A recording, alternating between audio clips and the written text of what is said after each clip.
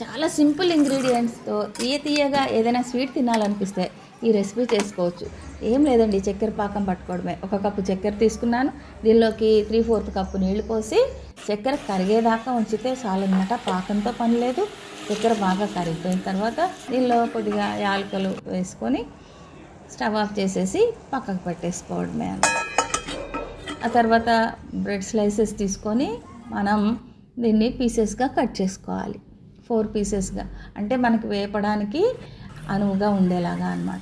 ఇలా కట్ చేసి పెట్టుకున్న తర్వాత స్టవ్ పై ప్యాన్ పెట్టి మీడియం ఫ్లేమ్లో వీటిని మాడకుండా చక్కగా ఊరగా వేయించుకొని కమ్మటి వాసన వచ్చిన తర్వాత వీటిని అందులోంచి తీసేయాలి. మాడకుండా చూసుకోవాలి. ఆ తర్వాత ఇవన్నీ తీసిన వాటినన్నిటిని కూడా మనం వెంటనే ఆ చక్కెర పాకంలో వేసేసి ఆ పాకం అంతా పీల్చేలాగా ఒకసారి బాగా కలిపేసి ఆ తర్వాత తీసేసేయడమే. అంతే, చాలా సింపుల్గా అయిపోతుంది. ఇలా తిన్నా కూడా చాలా టేస్టీగా ఉంటాయి. దీనికి మరొక స్పెషల్గా ఇంకొక టేస్ట్ రావాలి అంటే మ్యాంగో మలై వేశారనుకోండి, ఎంత బాగుంటుంది అనుకుంటున్నారు.